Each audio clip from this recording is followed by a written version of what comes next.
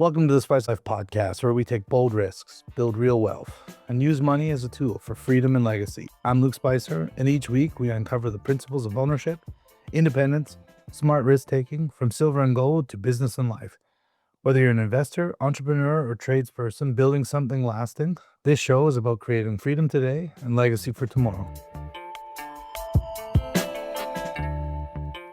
Hey everybody, welcome to the Spicer Life podcast for episode number 1. I've got my longtime friend, Kid Carson, who prompted me to do this. So I really wanted to make Kid Carson episode 1, brother. I'm glad you could come on to my show now after 2 times being on your podcast. So welcome to the show. How Thanks, are you? brother. Good to see you. You Good too. to see you. Well, you've done podcasting in the past, I have. right? Years ago. Yeah, no, we did. We had a podcast. Funny enough, it was called The Spice of Life podcast. I did it with a friend of mine and training partner. It was mostly centered around fighting. And then when I retired, it just became a lot of extra work to continue to do the podcast without having, income coming in from it, whatever. We used it to generate buzz and go to fights and do that. It was fun. It was a good time. And without realizing it, like I miss doing it. Like, I miss being the interviewer and doing this stuff. I've been on a lot of shows, like your show and a couple other ones, and as I was being interviewed again under that process, I was like, "Man, I really should do this again." We had a talk after the last episode, and, we talked a little bit more about what it would look like, and I was like, "Okay, this is nothing new," and I think you said that to me, like, "Dude, you said this last time, like, a year ago, and so, like, you should fricking do it," and I was like, "Okay, I'm Mhm. doing it." So I went home after we recorded that last episode, and I just started to plan out what it would look like, so I'm honored that you could come on today and help me Awesome. with that. Talk Podcasting is cool because how often do you really get to sit with someone and talk to them for like 40 minutes straight? Yeah. Like you might chat with someone at a party for a couple of minutes with a bunch of distractions, or a quick phone call with someone, but to dive in deep and get past all the fluff at the beginning and then dive into it is it's kind of a unique experience in 2025 where our attention is being pulled in so many directions. And for me, moving from radio where I'd interview a lot of people on the air, but it was for like a quick 8-minute segment, boom, then you're Yeah. on the next song. To move to podcasting, I loved it because the interviews were the favorite part of my radio show for the last 20 years. But now to like expand it and really sit with someone and get to know them is uh is really cool. I guess, and that's interesting that you say that because then as soon as you said radio, I flashed back to when I was fighting and I would get interviewed on local radio stations, like either local to me about an upcoming fight, or sometimes when I went away to other places, they had the radio station interviewing like the co-main event or the main event. So we would have like the PR part, we'd have to go the media day and we'd have to go to the local radio station and get interviewed. But yeah, you're right. It would be like, you'd be talking and then they're like, "We gotta go to a commercial break," and they would do a commercial break, right? And they would like the DJ would, like, do his little spiel or whatever, and then click the buttons, and he's like, "And I'm back with Luke." So, yeah, it's very different because 'cause you're not getting into those long conversations. So, Mm. tell me a little bit more, 'cause, like, we've actually never really talked about your time in radio, and then, like, I know some of the story about why you left radio and things like that, but I wanna hear it from your own words. Where do we start? How far back do you wanna go? I wanna know why you Why have the I'm name always I I'm always the interviewer. I So know. I always still find it uncomfortable to be the interviewee. I But wanna where do know you why wanna you start? have a name Kid Carson. How do I have the name Kid Carson? Yeah. Um, well, when I got to my first radio job, which is in Toronto, it was called Kiss 92, and forgive me, I'm just getting over a bit of a cold, so I'm a little bit nasally. Um, all the DJs there had crazy names like, Mad Dog, Mocha Frappuccino, Tarzan Dan, um, uh, Sugar Baby. This was the staff, the on-air staff of this radio station. And I showed up with my boring, Southern Ontario, white boy name. Uh, Somebody keep it a secret. Yeah, that's And I fine. said, "Yeah, I don't fit in here exactly." And so my boss said, "What about Kid? Like Kid Kid Cuss. She's something like, Kid Cracker, like 2 hard C's or 2 hard K's. Kid Cracker. And I was, like, so excited to have the job. I was like, "Yeah, that's great. Okay, cool." And I was walking down the street, and I'm thinking about, like, this cracker. I'm thinking how bad actually that is. And then she called and said, "Hey, one of the DJs just walked in and said, 'What about Carson?'" And it would be Kid Carson. And I was so relieved that Carson wasn't Cracker. It wasn't Cracker, it was something almost as bad. And I said, "Yes, I'll do it." And, it was just kind of cool because my mom always called me, kiddo growing up. It's a lot of parents Yeah, do. It's like, "Hey, kiddo." And so it just felt like, a name that resonated with me already for much. It was kinda nostalgic for me. So, yeah. yeah, it became, Kid Carson. But the weird thing was when you're hanging out with your friends, with your coworkers and your friends at the same event, and they would be all calling me different names, and people get confused on who you're even talking about. So, eventually, I had to get my friends to call me kid as well, and almost all of them agreed. Right. Yeah. So, okay. Well, and it's funny because, like, well, I mean, we connected because you were referred to me and you became a client of mine, right, with my investing company, and, like, we helped you. And I only still knew you as Kid. Like, I actually didn't know your real name I until actually I don't even answer to any other name but kid. no, Like, if and someone was to yell my real name, I wouldn't even turn, like, it's been like, no one calls me it. 'cause it's just Yep. been that way Yeah, forever, which makes sense. Because I mean, it's no longer like a persona, it's actually just who you are now, right? I mean, that's your you should just legally change your name. That's what yeah. you I should actually did do. legally change my last name to Carson. Oh, So, originally, it was something else, and I legally changed it to Carson because when I was having my first kid, I'm like, "Hey, this is weird." Like, not only do we have, my ex-wife now, but we were getting married, and she had her ex-husband's last name still, and then I had my real last name, but no one knew me as that real last name, and then we were having our first baby, and I'm like, "What last name is this guy gonna have?" Like, 'cause well, well, there's, like, 5 choices here, and so I just legally changed my last name to Carson so that my kids could have the last name Carson, and now yeah, now it's just my real name. oh, no kidding, but so Carson's that and that's nothing, that's not a parent, that's nothing, literally No, just no. change it. My grandparents were a little choked. My grandfather was a little choked. Yeah. I I was ending the family name, but, That okay, something to do. that's different. Yeah, That's crazy. I won't even say it's weird because I don't think it's weird. I think it's because when I obviously got your statement, it has your legal first name and Carson as your last name. So yeah, I just assumed that was like, why would I think? And it is your legal name. So wow, I didn't realize that's why I was like, well, Carson just rolls off of it. Like Kid Carson. I'm like, why would they need to change both your names? Like when you're talking about Kid Cracker or whatever, I was like, oh well, they didn't like Carson, like it rolls off the tongue. But yeah, they change no shit. yeah, yeah, Okay. yeah. Wow. I mean, it still wasn't as crazy as, Mad Dog in the morning or Yeah, yeah, no. Tarzan Dan in the afternoon or Man, but good thing Cracker didn't stick. You would have legally changed your name to Cracker. the woke crowd wouldn't like that very much. No, no. Oh, man. Like, I know a lot of people and it's interesting that so this But is like your persona name, but, like, I have clients of mine that I've known for their whole lives by a different name, and then same idea. We've done their, like, transfers and things, and then it's a different name. And, like and then when the office sends me because the office goes by their legal name, and they'll send it out, and then I'm like, "Who the hell is Bill?"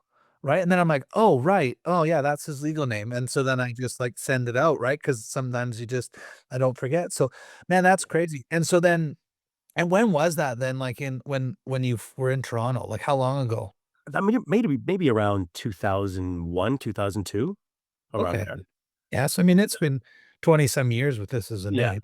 yeah, Yeah, so, of course, at this point now, it doesn't seem like anything, like, different, yeah. right? And so when did you legally change your name? Maybe about 12 years ago, 11 or 12 years about 12 years ago. And 12, so 13. at that time, why didn't you change your first name too? I thought having a legal first name Kid, I already get my balls busted enough by having a name like Kid, you Yeah. know? And, so I thought that would just be weird. I don't know, maybe I should. Yeah. Actually, the Well, truth is, there are some times when you don't want someone to know your real name. You know, if you're doing something shady or, "Hey, maybe I don't want you to know my real name." yeah. I mean, I mean, that's fair. Yeah, I mean, I don't you know, you know, maybe you're dropping into a drop-in clinic to get a rash checked out, you know? so you're like, I don't want the nurse to just immediately know I'm the guy from the radio. Maybe I want her to, like, just wonder if I am, you know? because yeah, I suppose when you go do anything like that, you go by your real name. Yeah, yeah. Oh, But it's in Vancouver, it's really hard to, you know, it yeah. doesn't matter where you are. People usually know who you are. So you're like, "Okay, it's part of the fun," you know? Yeah, who was I talking to the other day? I can't even remember, but I had said, "Oh, something about, like, kid," I said, "The kid Carson." It was something to do with my podcast, like, this podcast, and I was like, "Oh, kid Carson's gonna be, guest number 1," and she's like, "He really? Like, how do you know him?" I'm like, "Well, yeah, I've been on his show a couple of times." She's like, and then she's like, "Wait," and then she's like, "You're the RSP guy," and I was like, yeah," and she didn't even clue in that it was like we were one and the same because she had heard it, and then we were just talking in a completely Yeah. different context, and then she didn't even clue in that it was even related. That's happened quite a bit. I mean, especially in Vancouver, like, when I have a client that's calling from that, anywhere in BC, almost anybody anybody I talk to kinda in this space knows who you are. And so then you did radio, then you moved out to Vancouver, and then how long have you been in Vancouver? Like, were you doing radio out here? Yeah, I guess, maybe 2003-ish? Yeah, the radio station in Toronto, at the time, Jack FM in Vancouver came on the scene, and that radio frequency went from, like, last place to first place, like, instantly. It was a different era, like, Jack was a new format, like, playing what you want, and so when that happened, the same company that owned Jack FM, um, owned the radio station that I worked at in Toronto. So they wanted to capitalize. Radio is a business, like everything. So they flipped formats to Jack FM. And then we all got let go because they said, we're all too young to work at, a classic hits station playing, Bryan Adams and stuff like that. It was a top 40 station. We were playing, at the time, like, Fat Joe, What's Love, Ja Rule and J Lo, like, Britney and the Backstreet Boys, like the pop music was having a moment. And we were all young, like we're all in our early 20s. So living this, working at this monster radio station, having a blast. And so it's pretty sad. They let us all go, and we're all sitting outside uh, on the curb on like Bloor Street in Toronto, and it was raining, and like everyone's smoking. Even the people that didn't smoke were suddenly lighting up cigarettes, and where everyone's having a moment in the rain and like, oh, I wish we hung out more, man, like outside of work. And it was a very sad, because for a lot of us, it was our dream to work at Kiss 92. It was a monster station.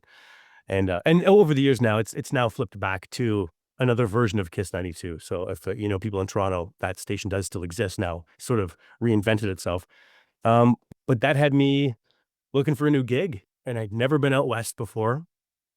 And, at the time, Z95 was sort of like I've always loved to work at pop radio stations. I love to work at radio stations with a female demographic. That's always been, not that I wouldn't work at a rock station. I love rock music too, but I've always loved the freedom and the conversations you could have in that era anyways, with a female audience. I love to talk about relationships. I love to talk about, human psychology and, you know, sharing a story about a first date and, the climate now, men wanna hear that stuff too, but at the time, it was more considered, um, that sort of type of conversation was for a female audience. So pop music was for me. Um, and so, yeah, I took the job to come out to Vancouver to work at Z95, and, Z95 had, it was the big heyday station back in the 2000s, and I sort of joined it right when it was on a nosedive. But I had a good solid year there. Um, and yeah, I didn't actually know the studio was in Richmond. I Okay. thought it was in so I lived in Vancouver, got my apartment in Vancouver, found out the studio was in Richmond. So I'd have to I did the nighttime show. I'd have to take the bus all the way out there and then walk across a farmer's field I really s now there's a condo development there, but it was literally a farmer's field, and I had to walk through the mud to get to the studio, do my show, and then at midnight, walk back through the farmer's field to catch the 6:04 bus that went from Richmond back to Vancouver. But it was all so thrilling, like, I didn't care. It's just you're doing radio, you're having a blast, Yeah. and I was there for a couple of years, or maybe about a year before I got tapped to, host my first morning show, at the competitor, which was called the Beat 94.5, which was the new kid on the block that everyone, and it was playing hip hop, and everyone thought, "Oh, this station is not gonna go anywhere." But my nighttime show was number 1 at Zed, and they tapped me to the morning show, which I never thought I was capable of doing. I didn't have that confidence yet to talk for more than 30 seconds between 2 songs.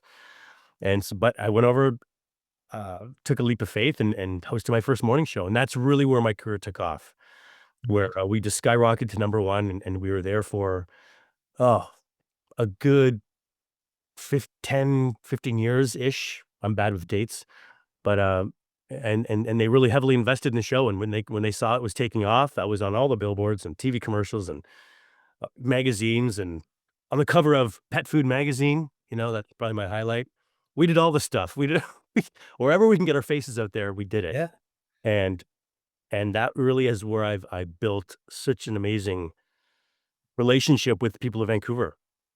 When you know, it's interesting when you say a women demographic, almost every client, if I'm thinking like, obviously, I have some, so sorry to you guys that have reached out to me from the show, but most of them were female clients that came from your show, like, when they heard us and they reached out, it was a lot of female clients, which is interesting, and even my wife's like, "You have a lot of female clients," and I'm like, "Well, okay," and I think part of it is, like, again, it's like this trust thing, right? Where they've heard me, they've met me, they've been referred to other people, but they just know I'm just like an authentic good guy and I just wanna, help people, right? And so a lot of them are, you know, yeah, single ladies or whatever that have, like, come on, like, whether they're older or younger, it doesn't matter, but that's just kinda there, so it's interesting that you say that because I wouldn't have, like I didn't even comprehend that, like, yeah, like, actually, a lot of them came, but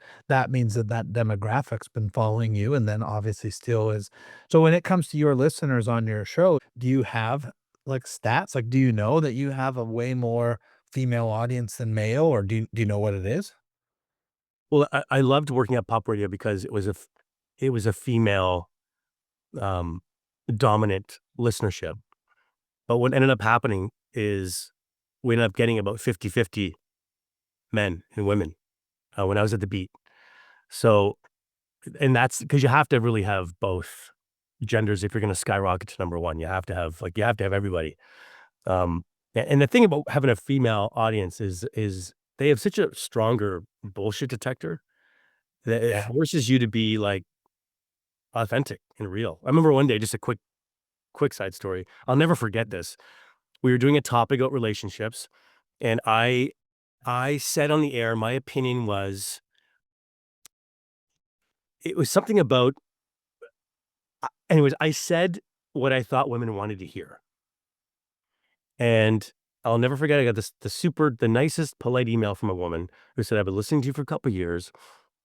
Think you're great, but this morning I could tell you just said what you thought I wanted to hear as a woman. I'm tuning in because I want to hear the guy's perspective, but you deliver it in a way that I can respect as a woman."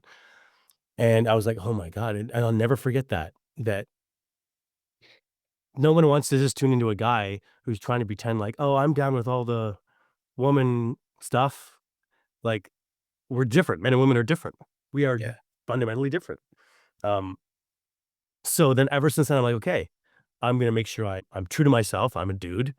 I'm gonna talk as a dude, but, uh, but we're not telling, dick jokes, and Oh, you know what I mean? It's not the typical, like, rock, "Everybody, all right," and we're not talking about who got traded to who. We're talking about real issues, but from a guy's perspective. So, and that caught on with the guys, because yeah, like, guys care about that stuff too, and there's no real outlet for them to chime in and eavesdrop on a conversation about, relationships or, like, things you go through just as a human being. A lot of the typical, like, male morning shows at the time were very, like, just macho, kind of a macho vibe.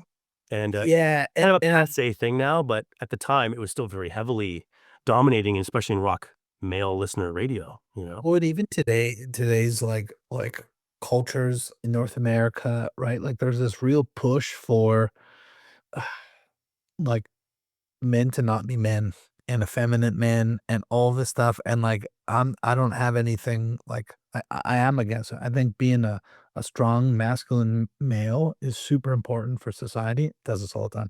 Super important in society, um, but that doesn't it's not toxic, right? Like, because you 'cause you're a good man. I know I'm a good man, and, like, I can step forward in that strength and be there and still resonate with people, and I find it really interesting how many, like, weak men are the ones that are the worst ones, right? Like, for society, for women, for other men, and then they have this thing, like, where, "Men don't cry," or "Don't do this," and then you talk to women, and it's just like, "Well, I wish men would show their feelings more," and it's like, well, not really. Like, you don't really want a man that's, like, sopping all the time and whatever, but you want him to have compassion and understand, but you don't want him to be, like, coming home crying every day about his job or whatever the hell. That's not a turn on, right? Like, there's no way, but you want him to be able to go, "Oh, like, I understand what you're going through, like, I can appreciate that, and, like, I can pause,"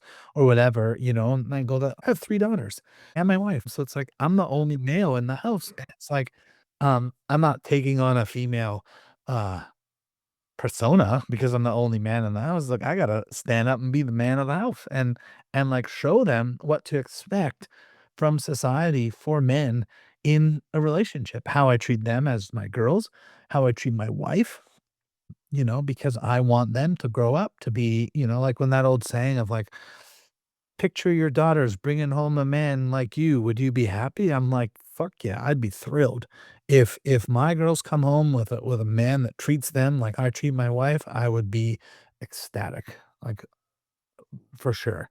And even my wife's like, "Oh, yeah, of course," and then I think about that though, and then I think about, like, some of the other things as far as, like, a couple goes, and I'm like, "No, I don't want that at all," right? Like, Mhm. but I do. I mean, I want them to have that, and so I think I'm glad, I'm really glad to know you as a friend and to be able to have that and to know that you're just, like, a genuinely good dude that cares about people, and to share that with the audience. When you like, I mean, without going down the whole rabbit trail of, like, leaving radio and doing all of that, like, obviously, you had said some things or questioned things on the air from what I I got a understand. big mouth. I got a big mouth. Sometimes I Okay. can't turn it off. Is that what happened? Like, why did you leave radio? Like, what made you so I love how you said, "I don't wanna go down the rabbit hole of, like, I'm gonna go down it. I'm gonna go down it for 'cause here's the 20 thing. seconds. So why did you" Well, here's the thing. Before you so it's a two-part question. So let me just start with the first part. Why did you leave radio? Well, I didn't leave, I was fired. Okay. Why were you Leave you sounds so much nicer. Um, yeah, or technically, my contract wasn't renewed. I mean, okay. that's the techno. Okay. Um, So you didn't score enough goals. Were you still rated number 1 when they didn't renew your contract? we were doing really well. I don't think we were I was number 1 at the beat for many years, Yeah. and that we had just launched this new show, and I think we were about, a year and a half into it, around that, and, um, and that's when kinda things went out. So, I was it was a really unique situation. I think if we had have been able to survive that weird bump during, 2020, I think we'd be number 1 now, because of, my co-host at the time was my one of my oldest friends from high school. He'd never done radio before, and when I took this gig as N95, because I was doing the morning show at the Beat, and then I'd gone to this new station, and I was gonna be competing against my old co-host. Her name is Nira, my female co-host, and, uh, long story short, I literally just called up my buddy and I said, "Would you wanna come and try being my co-host on the air?" Which he thought was hysterical. And long story short, I convinced management to bring in this guy that didn't have a radio background at all to be my co-host. And, because for me, he's like the funniest guy alive, and we just have a great, we laugh at the Yeah. same stuff, but we're very different. So we got 2 different characters on the show.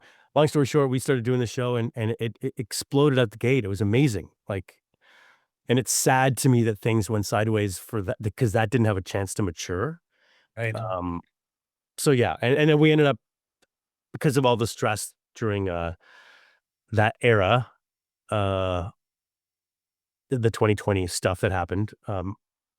Not over political reasons, but other reasons. I know having with that guy, which is probably the saddest thing for me. Um, but anyways, I forget. I got rambling. I forget the original question. We Oh, were but it cut out. You had a what with that guy? falling out. Oh, oh, oh, Yeah, over the 2020 issues? it was during the 2020 issues. I think everyone was so stressed out with everything going on. Everyone's getting marriages. So many people filed for divorce after that 2020, 2022 like era. I think just relationships in general were really strained.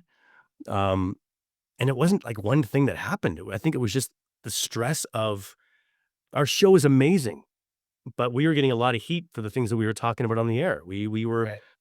like it started with me making fun of people who wore masks that matched their blazer. That was the Right. first thing that happened because people it became like a thing. Someone had Oh, like yeah.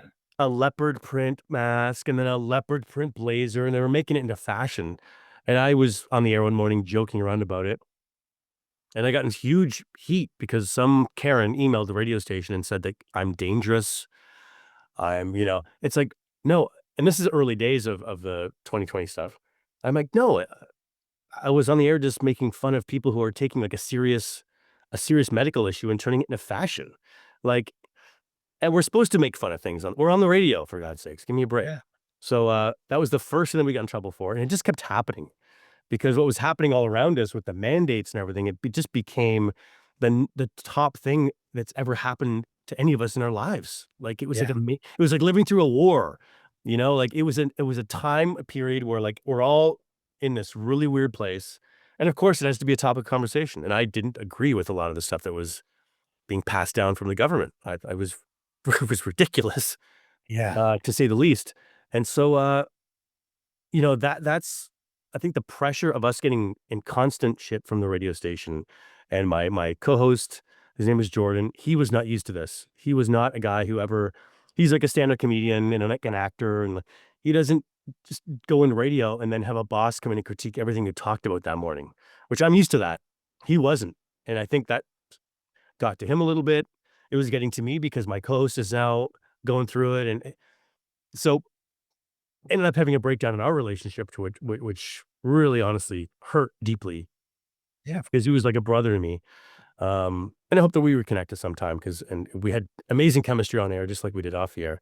But but yeah, so that's what led to he eventually decided to leave the show, and then I was on the air by myself for 6 months when the big freedom rally happened in Ottawa and or the trucker convoy, and that's when I just you know I just had to have to go on the air and share my true feelings because what we were all watching on Instagram Live was not what was being reported on like the mainstream news, like CBC. CBC was making it seem like there's a bunch of racists in Ottawa who are trying to topple the government. But we all know from independent news sources and from watching it on Instagram Live in real time that that's not what was happening. It was the most Canadian protest you could ever imagine. They're playing hockey in the streets. They're giving each other food. They're keeping each other warm. They're looking after each other. Yes, it was loud. Yeah, it was loud. Yeah, truck horns are loud. You know, some people didn't appreciate that. But hey, like when you're standing up for, when you want to speak your mind, it was the most Canadian way to do it. And so I went on the air and expressed that uh, uh, and a couple other things. And that was my last day. That was my last day. Right. Well, and like, and then so the follow-up to that was like, did you ever think before that time to do a podcast or anything like that? Was that even remotely on your radar to do what you're doing now, even part-time? Well, I could see podcasting was like exploding, and I had it in my mind that like, oh, I should do a podcast. Again, you're on the air, you're prepping, it's an intense job, really. It's fun, but it takes a lot of work to make it seem fun all the time. And, yeah, I just didn't do the podcast thing. We'd experimented with posting, like, some clips from our radio show into a podcast feed just so I could learn, like, how it works and that kinda stuff. Um, but yeah, so the universe, hey, gave me this little flick, and suddenly it was off the air, and, like, a few days later, I started, podcasting, and initially it was I watched my first couple episodes, and I'm like, "Oh, they're so, so horrible," because I'm literally sitting on a in my kid's Lego room on a pile of, like, toys, with my laptop webcam and yeah, and started there. But, yeah, and Almost so like a what were your first episodes almost like a video blog? oh, Like, worse. you did yeah, you just talked to the screen, you didn't interview anybody or anything like that? You just No, no, no, no, it was just me just talking to the screen and, with no lighting and just sitting on a pile of toys. Literally, that's literally what was happening. okay. You got I had to put that zoom feature where you blur out the background really hard. yeah, I had it f on f blur, 100% blur, which looks the worst, but I didn't of want course. people to see, like, blankets and, like, toys and, like, Lego in the background, so I just blurred it hardcore. That's where I was at. Yeah. Dang. Yeah, okay. I mean, I can appreciate that, like, Yep. having to, and go and start someplace and just, like, go and do it, you know? I actually thought about it in for this because, like, I have my old construction shop. We have 2 fully finished offices out there. It's just across the property, and I'm, like, in my home office, right? And I'm like, "Well, I wanna go." My thing is, like, sometimes the dogs are barking, and I'm like, "I should go rebuild like, change the decor and paint and freshen it up out there, and, like, turn that into a studio so I can record and do that." But it's like and it sounds so dumb, like, it makes me sound so lazy, but it's, like, across the yard. And I'm like, "I don't wanna walk over there every day and go work," and so I'm like, "I need to set something up." So we built this little office and, like, I can work here. And I still wanna set it up because my girls wanna launch a podcast. And I'm like, Okay." And they just wanna record and, like, just, I don't know, shoot the shit that teenagers talk about. And, like, Teenager podcasts are gonna be the next big thing. I think so too. There's, like, 2 or 3 that are exploding, Mhm. which really excites me, that Yeah. there's gonna be a younger generation who wanna tune into which what essentially is reinvented talk radio.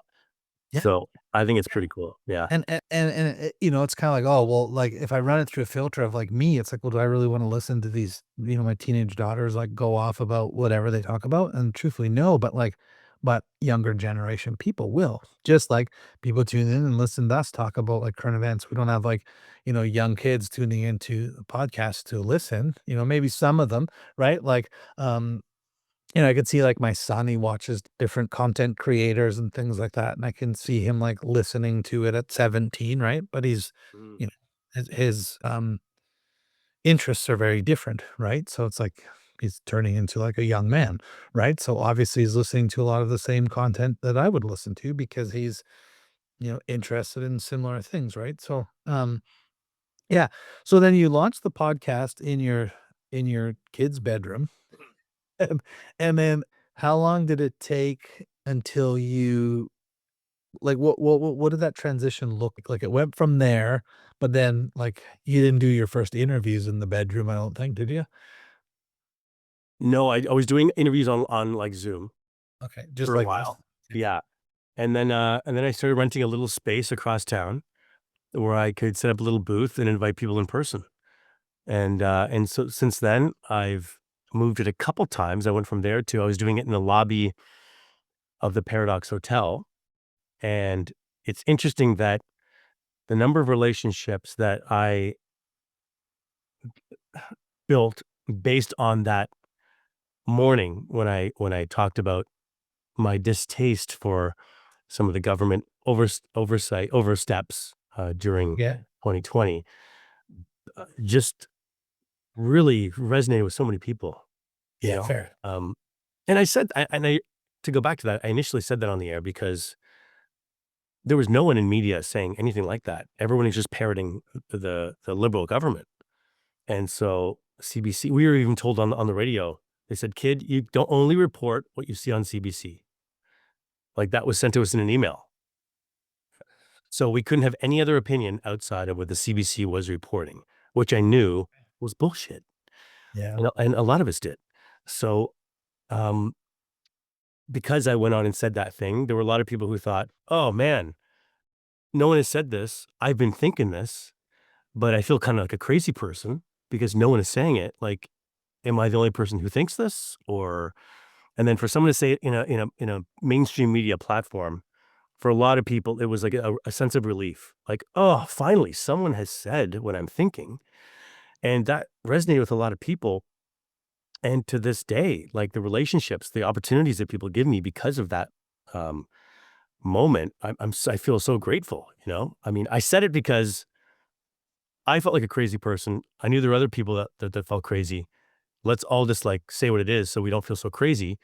And also I had, I didn't feel aligned with how I felt and what I was, my mind and my body wasn't connected.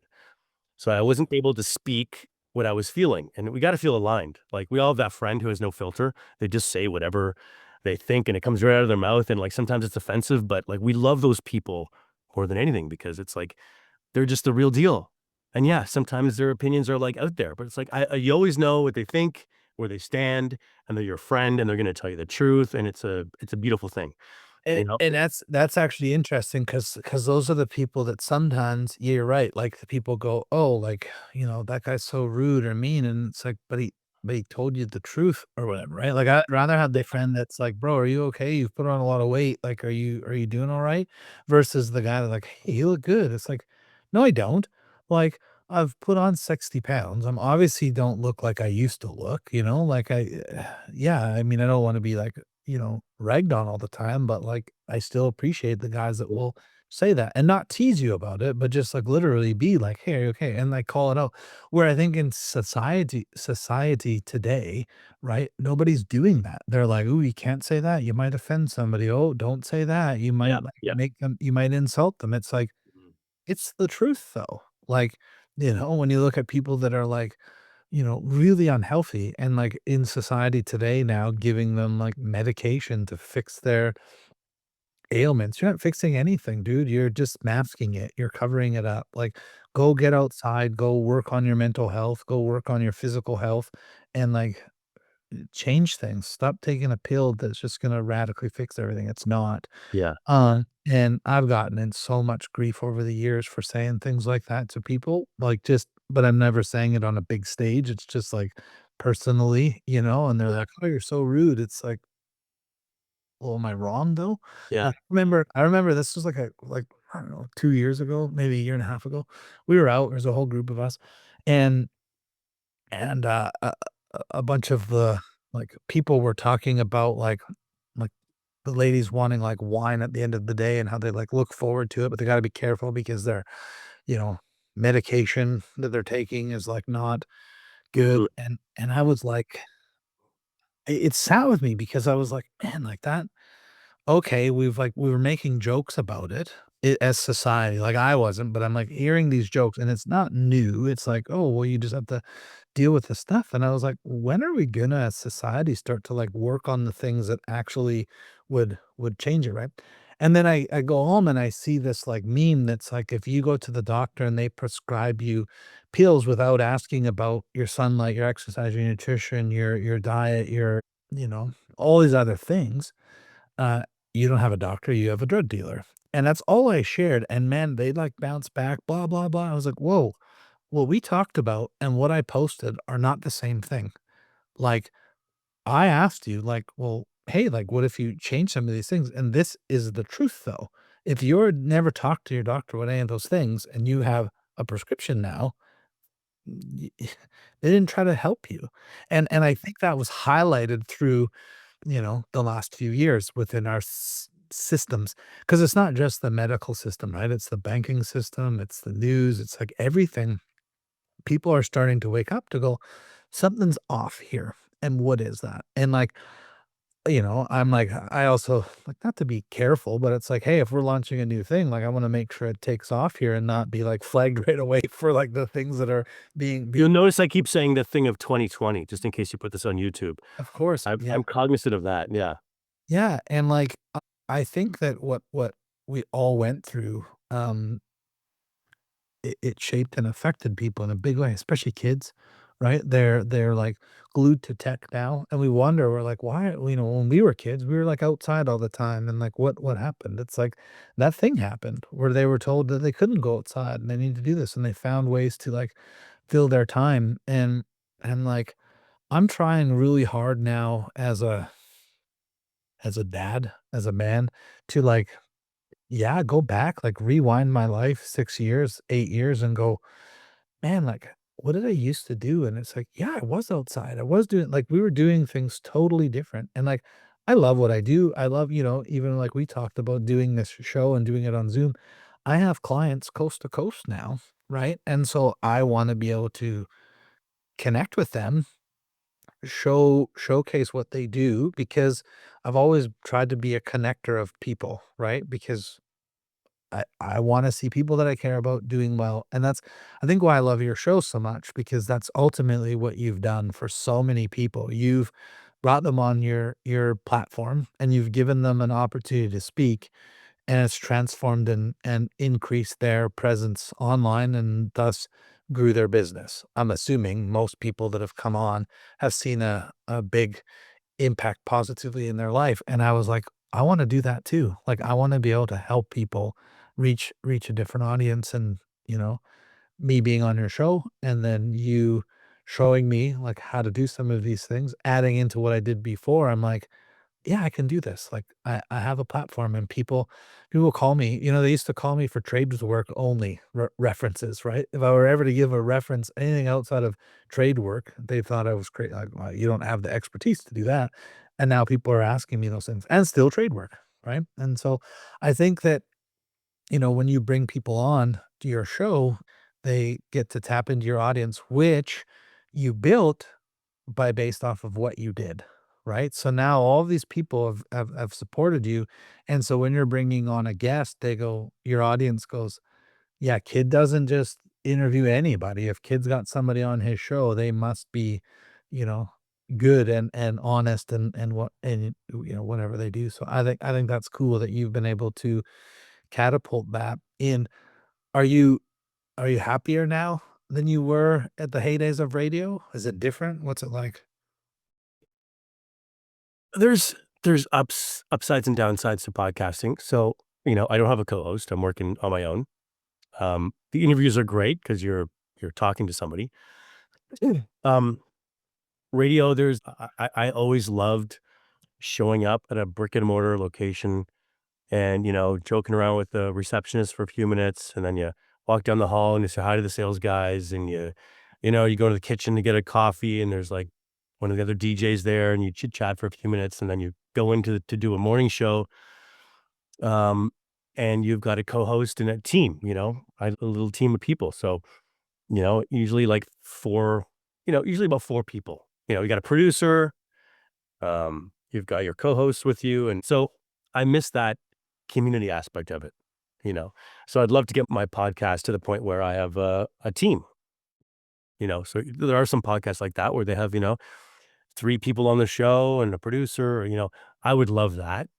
Because that's what's missing for me is that, I also like the structure where I was although I cursed it at the time, I like the structure of having to wake up at like 3:30 in the morning and like, do my meditation practice or whatever it is first thing in the morning. The world is quiet. No one's awake. You feel like you have an edge on the world because everyone else is sleeping. You're up and you're getting where you're planning a show and getting to the studio, 5:30 in the morning and then doing a show at 6. And, um, podcasting it's different. You kinda set your own schedule, based on when people are available, and it's a different lifestyle, choice. So I love the podcasting. The upside is you get to have these conversations that are, 45 minutes to an hour, and you get to dive in and really feel like you know someone. Once I've interviewed you, like, we know each other now. Yeah. Like, 6 months later, we connect. It's like, no, we've spent, like, an hour diving deep, and I'm an infinitely curious person, so I've asked you every question that can be asked, and, you feel seen. Uh, we got a great interview. We know each other, and so that's the upside. The downside is, I'm doing it by myself. I'm doing the editing by myself, the posting by myself. It's a solo, job right now. So, yeah, the trade-off is great, but yeah, I would still like I still think about, "Oh, man, radio is fun for that." You're part of a team. You're working with a group of people. There's more like, there's just more socializing. Have you ever this made me think now, have you ever thought about starting your own radio station? Yeah, I thought about it. Um, yeah, there's been different times in my life I've thought about that, but hey, never say never. I love radio. I love the medium of radio. What would It's been what around forever. I just think radio's dropped the ball a little bit with staying relevant, and it's all there's like 3 or 4 companies that own all the hundreds of radio stations in Canada, and it's just become very vanilla and cookie cutter, and there's like a guy in Toronto programming everything, and it just gets blasted out across the country, and it's just so yeah, it's a lot of work, not that I'm against that, but, podcasting just seems to be like the future. So I'd rather be learning podcasting now instead of when I'm like 60 years old, so it was nice that I got the little flick to dive into podcasting now while my brain is still malleable enough to learn a new thing, right? right, right. You know? Well, and it's interesting because obviously with radio, right, I mean, it's playing all day long. Radio's big revenue comes from commercials, right? When you say the sales floor, right, I mean, I'm assuming that's, like, them phoning local businesses to advertise on the radio where you're doing they're shooting little commercials, they're doing stuff. You're saying it like the other hosts are saying it, or they've literally got somebody pre-recording their own little commercials, bits that you just play. That's how the radio makes all their money or what? Like, I actually don't know. That's me asking you a Yeah, they sell airtime. So they'll sell, commercial stop sets. They'll sell promotions where they'll do a big giveaway or contest with a client, and the client will pay for that exposure. Um, yeah, that's basically mentions on the air in some way. Your company gets mentioned on the air in some hopefully really creative capacity that will get people to hear you. And Yeah, and radio is great. I just think that a lot of the dynamic conversation has been moved over digitally. So I kind of feel, even though radio is still out there, it's still a powerful thing. What's the quality of the listener that's tuned into radio? And are they really like dialed in? Are they paying attention, or is it background music? If it's and the way they do ratings for radio is really kind of sketchy. Even the radio industry complains about that. Um, so it's just kind of like fading away slowly. But I root for it to have a massive comeback. Like there used to be a time like when radio was big. If I'd visit a new city, I was in my 20s. Like, I remember a time, I was visiting Chicago for the very first time. And I'm there. We're there for a conference. I'm there with my radio team. We're all there for like a radio conference. And we land. We get to our hotel, and I went to like right away to like the top 40 radio station to listen because I wanted to hear. It was a Friday night. I wanted to hear what was going on tonight. Like right. that was a thing. And then they're like, tonight, all the best Chicago house music is at blah blah blah. And I'm like, all my co-hosts are like, we're going to this place. And like that, you felt like you could tune into a radio station and feel like connected to the city, what was going on, whatever the buzz was happening, they're Yeah, gonna be talking about it in real time. And a radio isn't doing that. It's like they're kind of regurgitating stories you read about 2 days ago on Instagram, or, what celebrity birthday is happening. It's so generic and vanilla that like I feel like radio is not dialed into like the community. Like what's happening, right. like and make it fun. So yeah, again, I forgot the question. Me too. Me too, kid. I forgot the question too. Yeah. It was a Jared start your own radio station. And Oh, so yeah, yeah, yeah. no. So, yeah, yeah, Yes. maybe that would be cool to, like, because I have all these ideas. Mhm. Yeah, who knows? Who knows? Um, I can appreciate your understanding of like, or your like feelings of like when you come in and you have this, positive experience, like you're running in, you're seeing people. I see this now in our business, right? I'm remote. I don't want to be at the office actually. Like I prefer this. Because my clients aren't local to where I am, a lot of them. The ones that are, they want to meet in person, and, like, that's great, and I love meeting in person, but I'm noticing the efficiency of this time slot, right? I don't have to drive. I don't, when I was in person, I got to schedule like an hour and a half. When I'm on Zoom, I can usually be like an hour, right? Because the hour and a half is like, well, they're late, we're making coffee, we're doing these things, got to say bye, and then the next client showing up.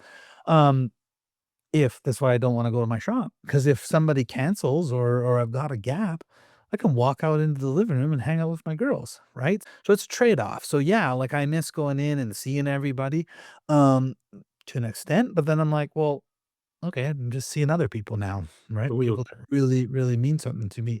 Yeah. I know that, like, having that experience, so now it makes sense to me why your studios have always been someplace else, not like in your house where like a guest is coming to your house or something like that, which really in your studio wouldn't matter. Like nobody knows where it is. I mean, they do, right? We know where it is at Conscious Labs in Vancouver now.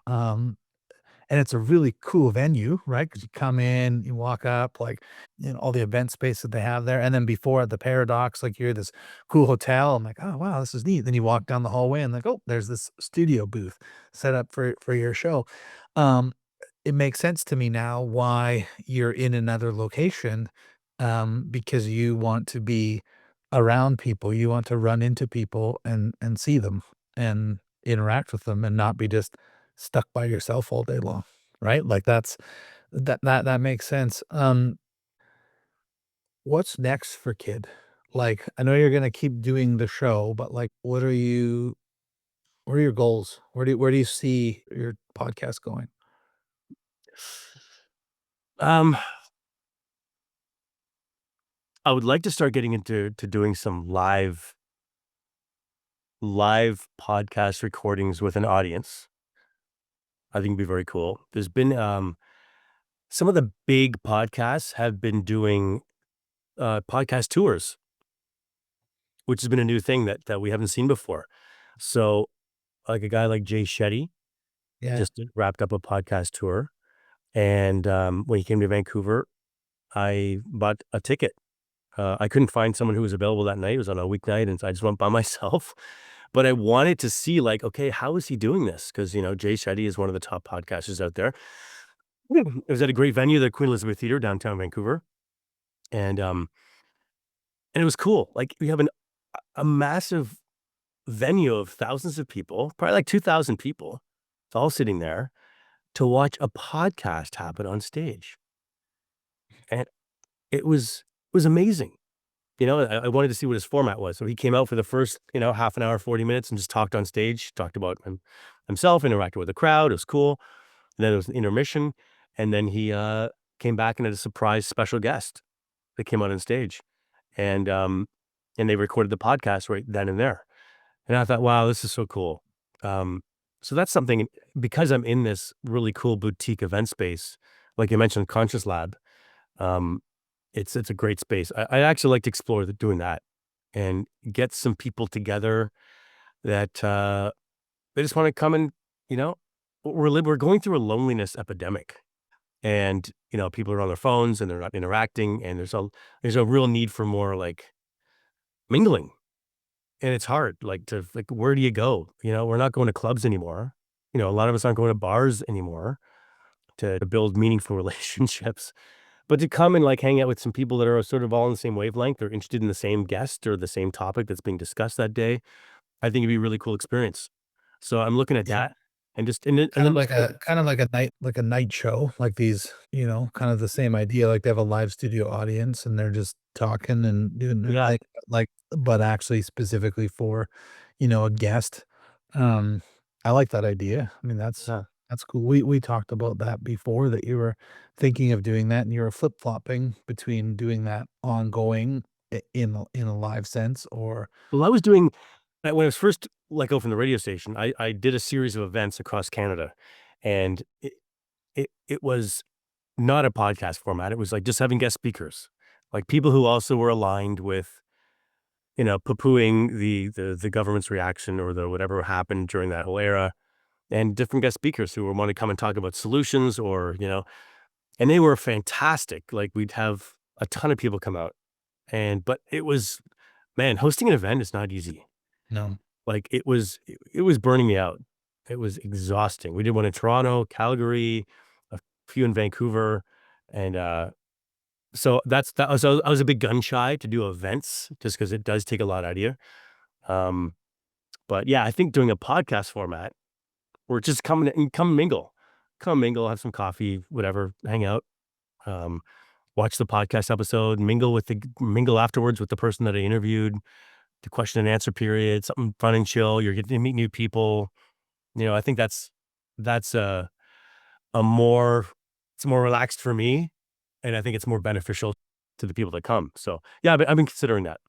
And it would have to depend, obviously, for something like that. I mean, whoever would attend would be interested in, like, who the guest is, probably, right? Like, I mean, Yeah. if you're selling tickets or doing something like that to do a live studio audience of sorts, it would be like, "Well, hey, we're gonna have a couple people coming." I do find that interesting with events, and I think they're starting to make a comeback because 'cause they've really been, like, gone. You haven't really seen them, like, I mean, the last year, 2 years, I guess. Now you're starting to see them happen more and more, but even in the beginning, people were kinda gun shy because 'cause they're like, "Well, is it gonna be able to go ahead? Is it gonna be a pullback again?" And then now it's like, "Okay, we're, like, in it, we're doing stuff." There's fight events happening now all the time, there's concerts, like, we're kinda back, right? I mean, I was in Vancouver a couple weeks ago because I went to that concert, took my daughter there, to the, Leve, concert, right? It was down at the Rogers Place there,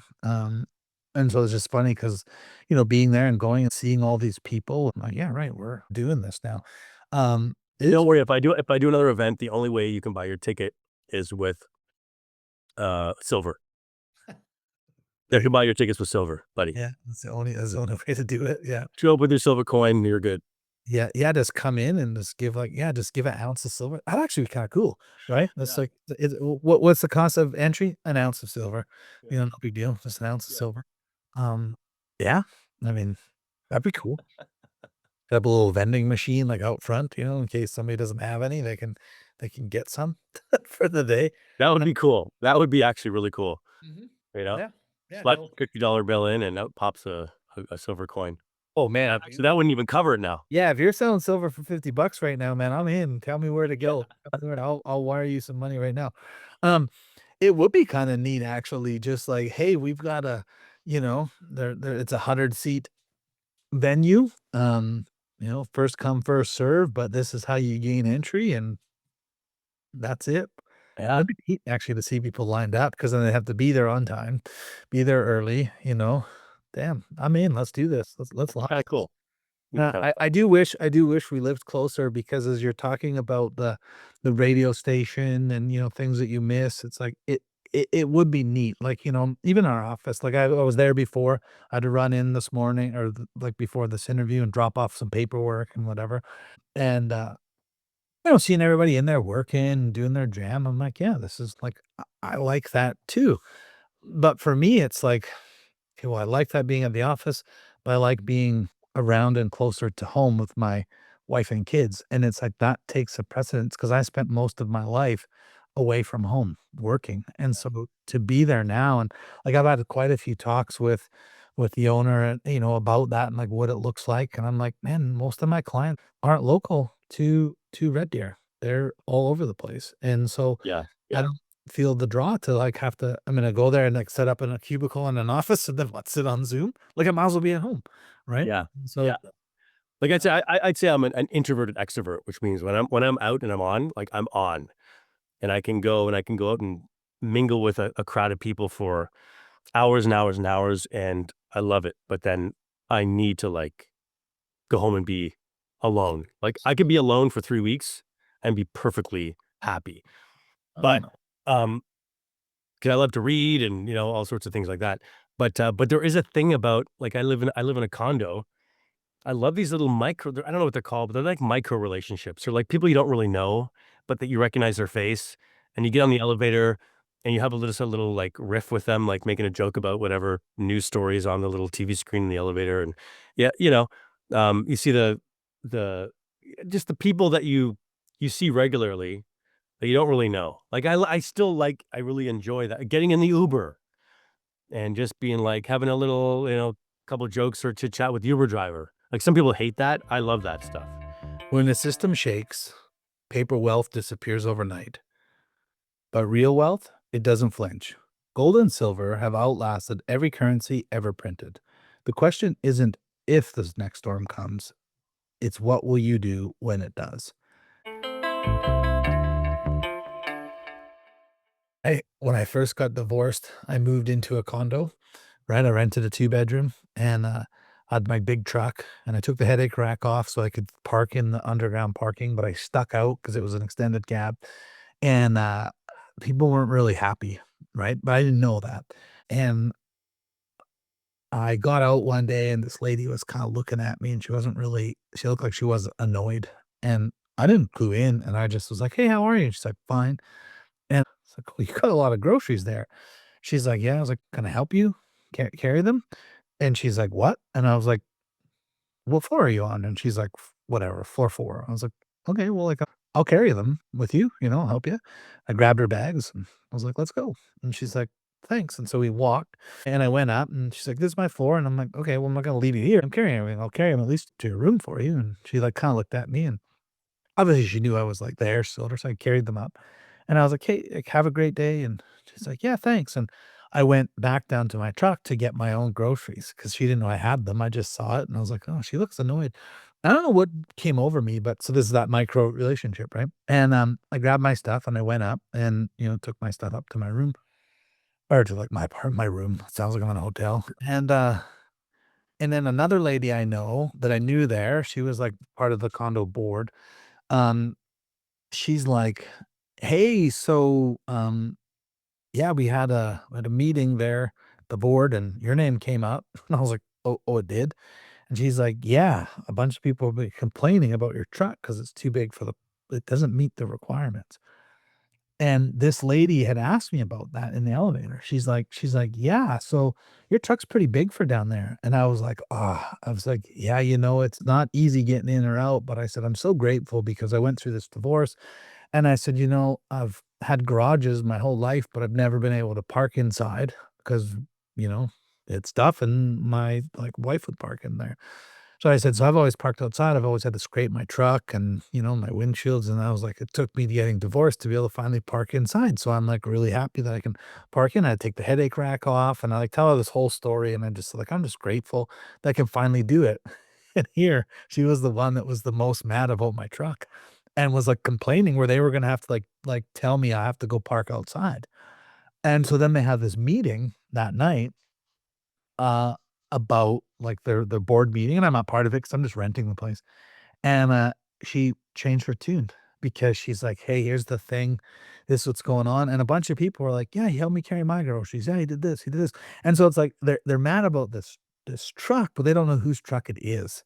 And then they find out that it's this guy that's, like, new to that's just been, like, helping people and moving things, and they're like, "Yeah, you can leave your truck." And, like, the only reason I knew was because I knew one of the ladies on the board, and she was going to bat for me because she's like, "He's a good dude." And they're like, "Who cares? We don't care." And so those micro relationships, it's like you just never know what, what somebody's going through, but, like, how you're gonna impact their day, which is why I've always tried to just be, like, in really good moods because you just never know. Have you seen that guy, speaking of, like, never know this story, have you seen that guy on Instagram right now where he's, like, the funny salesman?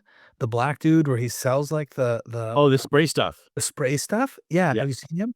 Did you Yeah, see he's the great. interview that he talked about one of the first days that he was doing door knocking? Where he talked I about think I that saw an Instagram highlight on this, where where a so woman was really against him, and then he flipped her. yeah, like, she was just mad at him, and he didn't know why, and it turned out that she was like her son died, and that day, and she just got home, and now you got this, like, door knocker, like, trying to sell you stuff, and she's Oh. just, sad, right? She was sad, but she took it out on him in a negative way. And, because he was able to give her some humor and then they connected and then she felt bad and he came in, he did stuff. When he came into the house, he saw a gun on her table and he's like, "Ah, don't shoot me." And he, like, made his jokes and she broke down because she's actually gonna kill herself because her son died. And then this guy came to her door and made her laugh and realized, wait, like, maybe there's not a reason. And he still talks where he's like, they still stay in touch, to this day and all this stuff. And he's like, oh, I haven't heard from her for like a year actually. No, it's like, you should phone her, bro. Like, but like that, you never know what's going to happen when you like Mm. run into somebody for a day. Right. And you go through something. So it's like those micro relationships that you could have are, they could mean something Yeah. pretty important to people. Right. Yeah, everyone's got a story. Everyone's going through stuff, Yeah. and, like, you know, it's like if someone cuts you off in traffic, it's 99.9% your reaction to screaming at that person is because you are having a bad day. Yeah. You know what I'm saying? It's 'cause you're just and it's like the one thing that just pushes you over the limit. It's not because we've all been that person we've accidentally cut someone off. Yeah. Like, we've all been that person who's turned the wrong way on a one-way street. It's the most humiliating and, maybe not you, Luke, but Yeah, I don't think I've ever done that, man. I'm sorry, but I've I see seen it it in a lot. Vancouver, dude. Vancouver, there's so many stupid one-way streets. We've all made that turn, and then you realize you've done it, and then other people are, like, honking at you or, like, screaming at you from the sidewalk, and your face is beat red. You're like, "Oh my gosh, I know." And so now when I see someone do it, and I've done it a couple times walking with my boys, like, we see someone go on a one-way street, and I just I it's hysterical because I know they realize it. They're having a moment, maybe they're distracted, but, everyone's got stuff. If we just remember that, like, the person you're pissed off at, if you knew what they were going through or you would have sympathy, and then you could let it go, and it's not a big deal, Yeah. you know? Yeah. I don't know. Yeah, well, I mean, I've thought that before too, like, somebody cuts you off or somebody's speeding extra fast and you're mad and you're like, "What if you knew that they're yeah, that somebody just died, in their life, and they just got told that, and they're, like, driving home," and if you knew that, like, how much more grace would you cut them? Mhm. Right? Like, most people are like, "Yeah, but you don't know, he could just be a jerk," and it's like, "Well, he could be," right? But, like, at the end of the day, like, do you wanna really get mad at him for that? Like, I I'll tell you real quick, um, this was, maybe 10 years ago. I took advantage of what we're just talking about right now, and I was leaving my underground parking garage, and there was a dude, like, parked, like, under the gate, standing outside of his car or in his car, but talking to someone who was leaning in his window, and I'm behind him, and I'm trying to get out, like, to go run my errands, and they're chatting, and I'm like, "Okay, I'll wait. I'll just wait." Couple minutes goes by, another couple minutes. I'm like, "What the hell?" So, they're blocking the gate. They can see I'm waiting to get out, so I honk my horn, like, and I'm like, "Come on." I'm, like, at the point where I'm like, "Guys, this is rude. Like, pull outside and talk." You're blocking the whole gate to leave the underground parking garage, and this dude steps out of his car, and he's twice your size, and you're a big dude. This guy looks like Brock Lesnar type, massive, gets out all pissed off and is just walking back towards my car. And in a split decision, I jump out of the car, like the guy's like this, and I start screaming. I totally lie. Because when I saw the size of the guy, I'm like, I'm gonna get about to get killed. I started screaming at him, "My wife's in the effing hospital having a baby. Get the F out of the gate." And he went, and this big Hulk looking guy instantly melted and said, "Bro, I'm so sorry, dude," and jumped in his car and sped out of the way and let me through.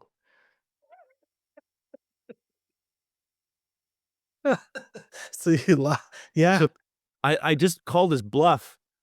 Because I thought any man, I don't know how I came up with this. Any man knows that, like, if you're racing to the hospital to be with your wife because there's a baby being born, like, instantly you go, "Oh." Yeah, and it's funny because even if he didn't have kids, I think as a man, he'd just be like, "Yeah, man, go," because everybody knows somebody that has a baby and knows how important and special it is, even if you don't have kids, right? But he deserved to be lied to. Yeah, fair. I was an asshole blocking the thing like he was King Kong, like, I can just sit wherever I want in my car and you can wait for me. But, that's a tip for you. If you ever, in a road rage incident with someone, Lie. just say you're on your way to the hospital to get your newborn, you're gonna miss the birth of your kid.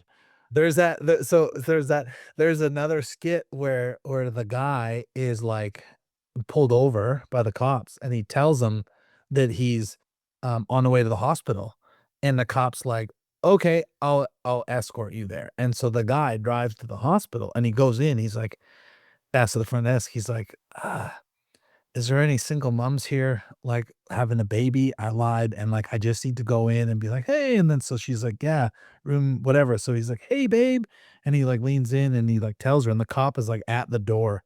And he's like, "I just need him to go, like, I'm really sorry, but thanks." And she's like, "Yeah, no problem." She, like, hands him the baby, and he's like, "Oh," and I think I can't remember, like, I'm making up. I can't think if the kid is, like, they're both white, but the kid's yeah, I don't remember that Looks part. nothing like the dad. Yeah, yeah, and the cop's, like, got his shades on, and then he's, like, there, and then he walks out, like, of the hospital with the kid, and then the cop follows him home, and then it's, like, the kid's, like, 8, and the cop's still there, like, watching him, and the guy's Oh, still hanging out, it's just, like it's just all these different clips, and it's, like, okay, like, all this stuff, and he, like, raised this kid to, like, not have a ticket.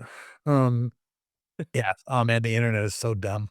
It's not, you know, there's so many things, but most of that stuff, just like you said, when you're on the radio earlier, you know, and you're like talking about stuff and like comedians, radio hosts, like they're talking about things that are like important subjects, you know, and I think that's what's so awesome about podcasting because you can bring those subject matters to light, talk about sensitive subjects, get people talking, and you know, it's a really awesome medium to be in, which is why I'm really glad that I could, you know, do this and you know, you pushed me like to go, like, you know, to kind of do it. And I'm like, all right. And that's why I said I felt honored to be able to have you, you know, be one of my well, be my first guest, you know, on the show and to just kind of tell everybody. And that's like really ultimately what I'm wanting to do is just like what you've done and inspired me to do with your show and just like pull out good information from people and share it because you just never know who will hear it and like go and something will click for them or help them, you know, move through. You know, I'm just really excited to see what will happen, you know, mhm. with the show. For yourself, how many what are you like 180 episodes now, something like that for the show? Right around there? About that, at the very beginning of my podcast feed are still my old, like, radio clips, which I've never deleted, which I probably should. I Oh, should delete those. what do you mean? The Well, you know, when you first you post your first podcast episode, and then, "Oh, wait a sec. No, you're right. I've been labeling them by number." Yeah, I Yeah. guess I am at 180. Sorry, I was thinking my brain went crazy there for a second. Okay. I thought that the number of episodes you've published were the number that you've released, and I'm like, "Well, there's probably 20 there that are old radio shows." But you're right, yeah, 180. Just cut this part out. Just cut this part out. Yeah, I'm not counting none of Yes, Luke, you have old 100 radios? Okay. Yeah. Huh. 180, yeah. And so your guests that come onto your show, how do you typically find them? Or do they reach out to you? It's a mixture. Most reach out.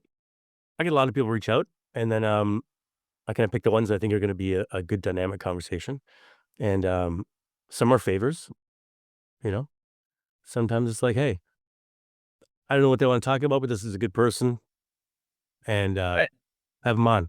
I was sort of zeroing in when I first launched the podcast talking about the madness that was happening in the world, and then I switched it up because 'cause I'm like, "Yeah, you know what? That's cool, and it's important to stay on tab with what's happening." But, like, I don't wanna have a Debbie Downer podcast where every episode is about, "Hey, the world's ending," and blah, blah, blah. No. Even though it's great for views and clicks, people are, you know? But, I did 20 years of radio where, like, we had a lot of mostly fun. We dove Mhm. into some serious stuff too, but so now I switched it up to being like, "Hey, I'm just interviewing all sorts of different people about all sorts of different things." Um, and it's fun. It kinda mimics what I was doing on the radio. Right. So, you know, Yeah, hey, because it's like, what's the hot topic for this week, this month, this year kinda thing? How can I bring people in that will touch yeah, on some of those things, or they might have something totally off topic? That's where I was looking at even with, like, you know, a lot of my clients. I'm like, a lot of them have you know, they might not have massive audiences, so to speak, but I think they're, like, experts at what they do, right? yeah, And so right. and then I think that that will gravitate and resonate with my client base and my audience base of, like, the kind of things that they're looking at, right? I'm talking about, like, plant medicine and, healthy eating and living and, these kind of things. It was funny, I had this interview the other not interview, I had a client meeting the other day, and they got my update, and they know that I've launched the podcast, and we're talking on Zoom, it's her and her husband, and, she'll hear this, and she goes, like, "Hey, if you're ever looking for a middle-aged mom of 2 that, does" and I won't spoil, like, what she does, "and you're looking for that as a guest, like, I know somebody." I'm like, "Yeah, I think it would be awesome."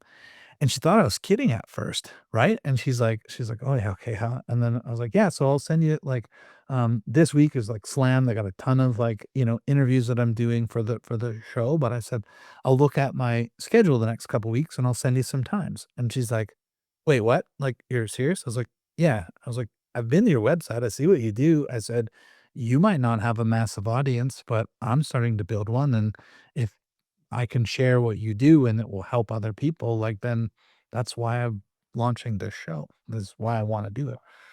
She's like, "Oh my god," and she's just, like, happy, and to me, it's like, yeah, that's cool, so it's like what you were saying, right? Like, when you can build that audience out, I really do, I hope that we can do this and see people, um, yeah, sharing their vision and mission, and like I've said this even though I'm like, I don't wanna be a podcaster, like, I love what I do, but I wanna do this to help give, you know more awareness for stuff, right? And I think Mm. you've done a really good job with that with a lot of your guests. I've seen a lot of different, clips and listened to some different episodes and stuff like that, and I'm like, "Wow, yeah, that's Yeah, super," there's you know?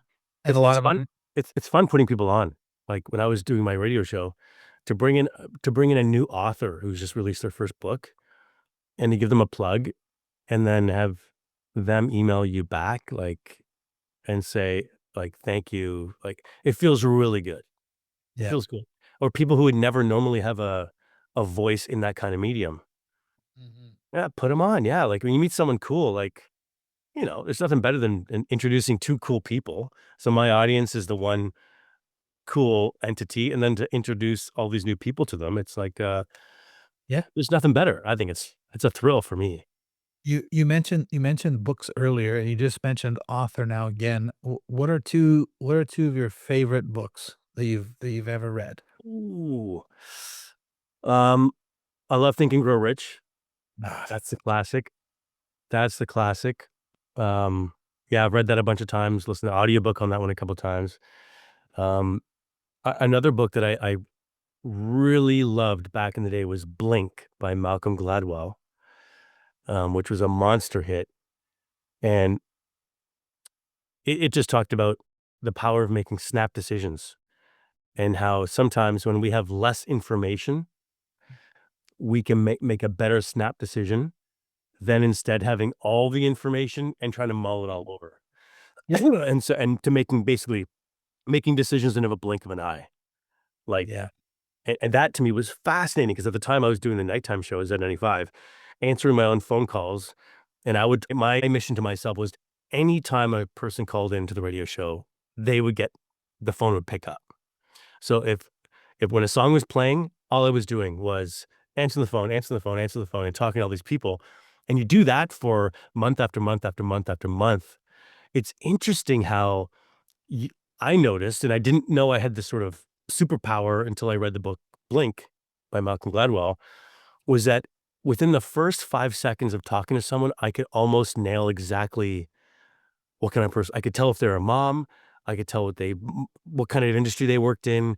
I could just tell by their tone of voice, like, I could recognize the patterns, and I thought it was so weird. I felt like I'm like, "Am I psychic?" But no, it was just that book explained how the human brain is able to take slivers of information and, like, actually come to a really solid conclusion of the situation, more so than having all the information. So, that's another one of my favorite books too, and I got to interview Malcolm Gladwell a few years ago, and I was like one of the few interviews I was fanboying out about because 'cause I'd read the Right. book and I was like, "This spoke to me," and, I felt like a teeny bopper at a, Yeah. Shawn Mendes concert, you know? I actually it's funny that you say that. So 2 things because those are great. I have never read that book, but it's that you got to interview, an author that meant so much to you. My favorite book is The Go-Giver, Mm. and Bob Berg and John David Mann wrote the book together. They do an audio version of it and all this stuff, and, there's a series of books that they've actually wrote, and they tell a story. They tell business principles through a story, which is, like, so awesome because 'cause you're just, like, listening to this book and this journey of this character, but it's Mhm. teaching you really sound business principles. Um the 5 laws of stratospheric success is like what, this book is teaching you. I'm interviewing him this week. So No it's way. like yeah, and I've talked to him already. He Amazing. came in, Ama we did a book club, and he tuned in on Zoom, and I messaged him, and he's like, "Yeah, absolutely," and I was like, "Sweet." Wow. So, Wow. I actually that's one of the ones I really wanna, like, actually plan for, like, prepare for, which is interesting. I don't want it to just be like I do, like a chat, obviously, but it's like, yeah, I'm glad that I've talked to him before, so I'm not, like, totally awestruck, blown away, right? Yeah. Yeah, Yeah, yeah, yeah, 'cause, yeah, yeah. It's so amazing, you think it doesn't happen, but we can all get starstruck. yeah, It's just that person that, like, you have just been so yeah, it's like I love being a fan. I think it's fun to be a fan, for you sure. know? Like, we all everyone wants to be so important. Everyone wants to be, "I'm an influencer, and I'm look at me, and I got followers, and but you know what? It's fun to be, like, the fan. Like, there's certain people I'm just huge fans of, and I get so much joy out of that, you know? Right, yeah, that's actually a good point. Mhm. When I'm glad I thinking made one. I'm glad I made one in this interview. made one good point? Good point, yeah. Oh, yeah, you've made a few. That's the first time you said I made a good point. I'll edit that out. I'm Um, sorry. I'm still getting over my cold, so when you make me laugh, it's like I can feel my lungs still rattling just a little bit. have you heard or read Napoleon Hill's sequel to Think and Grow Rich? No, what's it called? Called Outwitting the Devil. No, I haven't. Is it good? I suggest you listen to it as an Audible. Okay. Uh, so he wrote Outwitting the Devil 2 years after he wrote Think and Grow Rich, so in the early 1900s, but it never got released till 2008, Oh, really? 'cause he literally explains it like he went out onto the a hill contemplating life because his life went up in a huge way. He became super rich and influential and successful, and he lost a lot of it. And he was, like, contemplating what was going on, and he went out onto a hill, and he wrote a book because he sat on this hill and had a conversation with the devil. And he didn't think, like, in the early 1900s, he's a Looney Tune then. And so the family, like, buried the book. The wife said, "Don't release it." And so, yeah, they released it after the wife passed away. Wow. And it was, like, in the archives, of the Napoleon Hill Foundation, and then they released it. And Think and Grow Rich is a book about all the ways to be successful. And when you read a book like that, if you're motivated enough, you'll apply those principles. Unfortunately, most people aren't hardwired that way. And so Outwitting the Devil talks about all of the reasons why people aren't successful and what holds them back, and how the devil uses those things to hold people back. It's a Mm. really cool book. And so, yeah, it's probably my it's definitely in my to it's yeah, it's my top 3, like, for books, right? Well, thank you. I It actually didn't know that story. mhm. It's The Go-Giver, that book, and probably The Richest Man in Babylon would be, like, my 3 favorite Mm, books, uh, and then The Science of Getting Rich is did I say that? No, yeah, then that one's up there too. Um, yeah.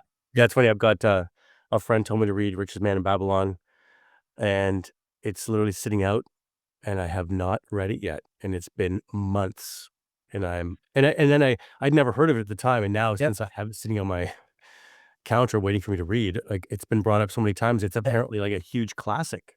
it's huge, One of the big ones, yeah. It's like and I so I have a friend that I really wanted to help. He's just going through some stuff, and I had suggested Richest Man in Babylon and The Science of Getting Rich as 2 books to read, and we'd, like, talk about them, and we just keep in touch, and because both books are basically talking about, like, changing your outlook to life and your energy and what you're thinking and what you're putting out and showing up for the job you want and the job you have and all this stuff. And 3 months, l under 3 months, he went from he, like, didn't have a job. He had, got a job and he was traveling for this work, and, yeah, he was just like he was a helper on like a welder's helper on a pipeline, making like 16 bucks an hour, and like a little bit of living allowance and like really struggling.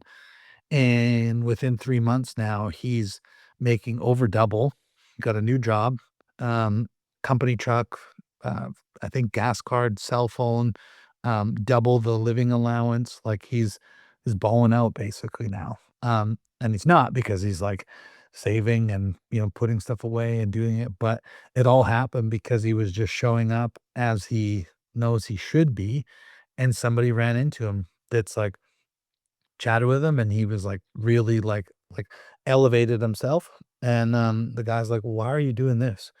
He's like, this is just kinda what I could do to, put food on the table," or whatever he kinda said, and, yeah, the guy's like, "Yeah, you're definitely not where you should be, and we're looking for this position to fill, and would you be interested?" And he's like, "Yeah."